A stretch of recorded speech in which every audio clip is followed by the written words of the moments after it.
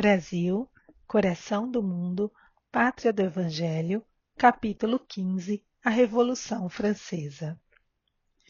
Em 1792, Dom João assumia a direção de todos os negócios do trono português, em virtude da perturbação mental de sua mãe, Dona Maria I.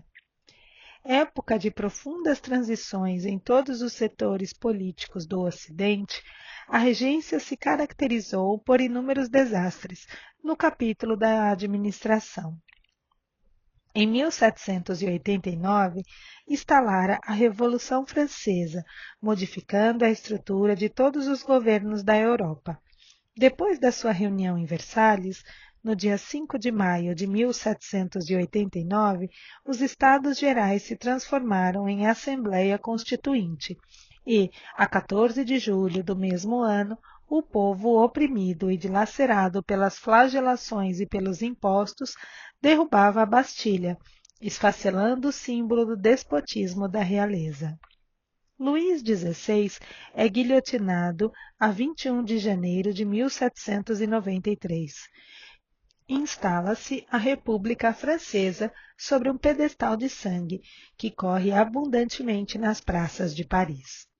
A guilhotina decepa todas as cabeças da nobreza. Após a Declaração dos Direitos do Homem e do Cidadão, as coletividades da França se haviam entregado àqueles anos de embriaguez no morticínio. Esses movimentos invadem todos os departamentos das atividades políticas da Europa. Todos os tronos se unem, então, para um extermínio da República nascente. Mas os revolucionários não esmorecem na sua encarniçada resistência. Todas as pessoas suspeitas são decapitadas. O período do terror é a grande ameaça ao mundo inteiro.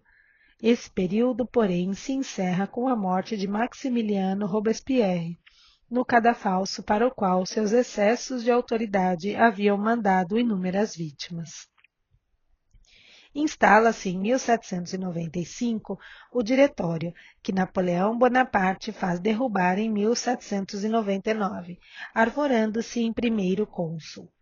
As casas imperiais europeias observam semelhantes acontecimentos, aguardando um ensejo próprio à restauração do trono que a família dos Bourbon havia perdido. A França, após os desperdícios de força na luta fratricida, caíra nas mãos do ditador inteligente e implacável, que a conduziria ao caminho de todas as aventuras. De simples oficial de artilharia, Bonaparte chegara, mediante golpes de Estado, ao cargo supremo do país, fazendo-se proclamar imperador em 1804. Sob a sua direção audaciosa, todas as conquistas militares se empreendem. A Europa inteira apresta-se para a campanha, ao tinido sinistro das armas. Pela estratégia dos generais franceses, caem todas as praças de guerra e o imperador vai catalogando o número ascendente das suas vitórias.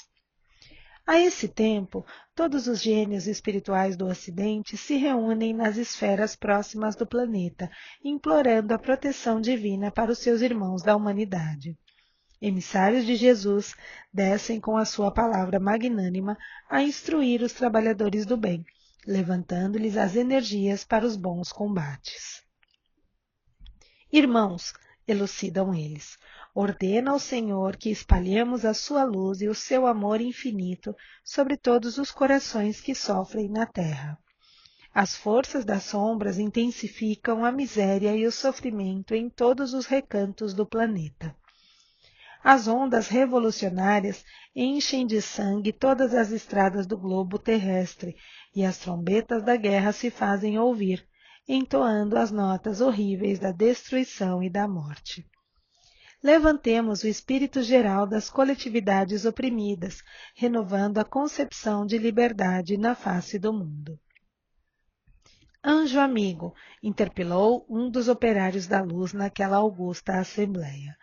Estarão enquadrados na lei divina os trágicos acontecimentos que se desenrolam na terra? Os tribunais se instalam para julgamentos sumários, que terminam sempre por sentenças de morte.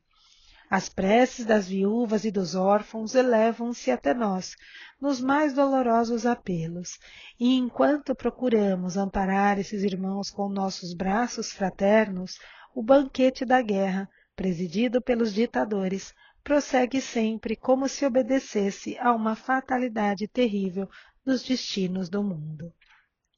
Irmãos, explica o mensageiro, o plano divino é o da evolução, e dentro dele todas as formas de progresso das criaturas se verificariam sem o concurso desses movimentos lamentáveis, que atestam a pobreza moral da consciência do mundo.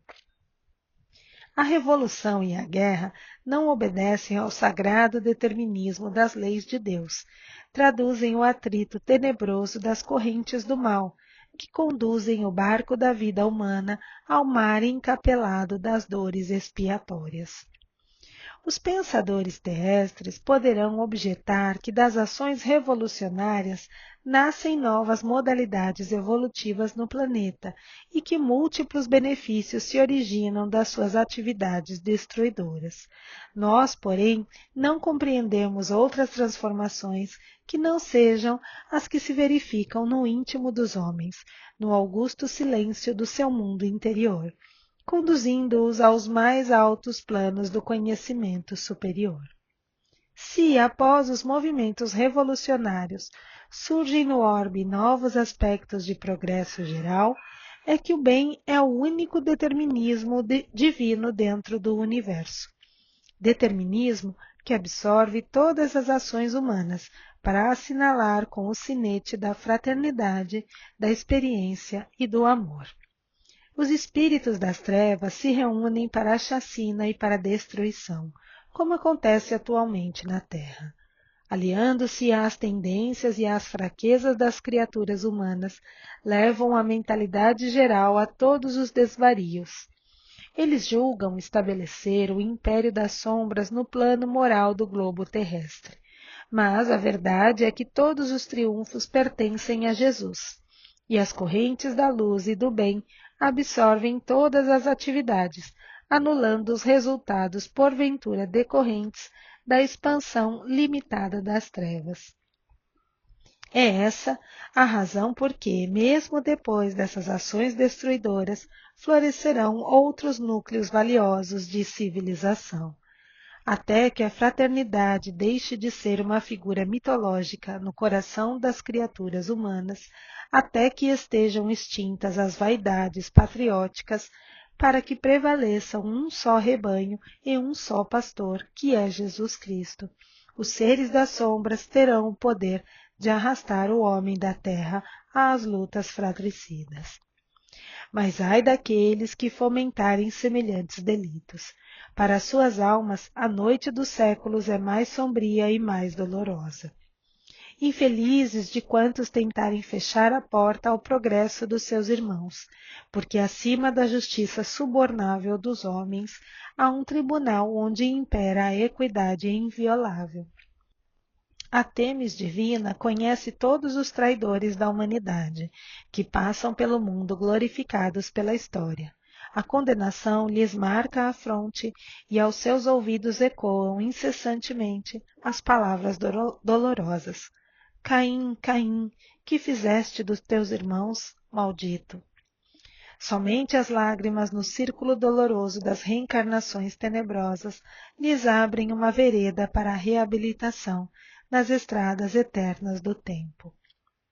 Dissolvida a Assembleia do Infinito, os amigos infortunados espalharam-se pelas sendas terrestres, a reerguerem seus irmãos nas lutas redentoras. Napoleão prosseguia, deixando em toda parte um rastro de lágrimas e de sangue. Suas incursões em todos os países lhe granjeavam o espólio miserável das posições e das coroas, que o ditador ia distribuindo pelos seus familiares e amigos. O século XIX começa a viver embalado pelo fragor das armas em todas as direções. Portugal alia-se à Inglaterra, resistindo às ordens supremas do conquistador.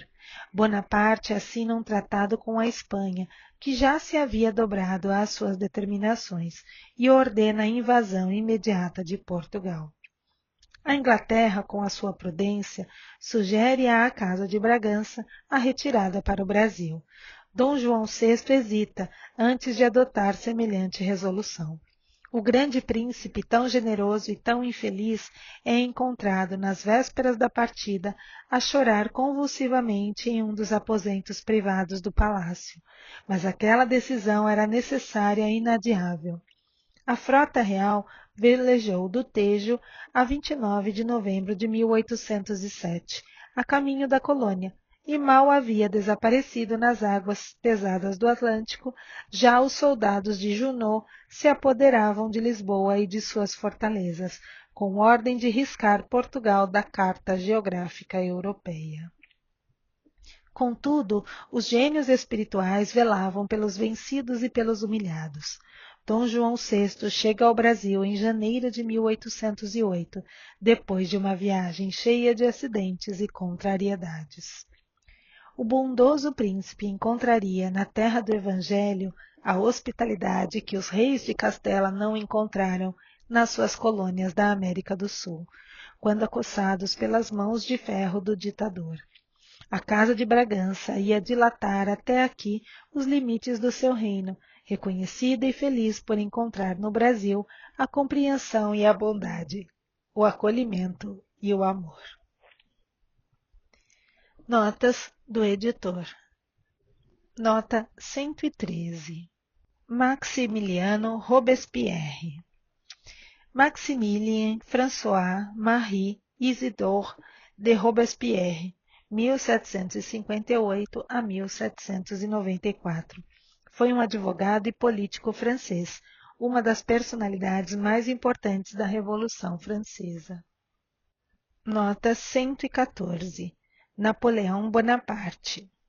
Napoleão I, imperador francês, 1769-1821. Nota 115. Família dos Bourbon. Família nobre e importante, Casa Real Europeia.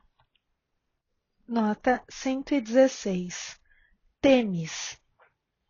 Na mitologia grega, deusa da justiça. Seus atributos são a espada e a balança. Nota 117. Tejo. Maior rio da Península Ibérica. Nota 118. Junot. Jean Andoche Junot, 1771 a 1813, foi um militar francês.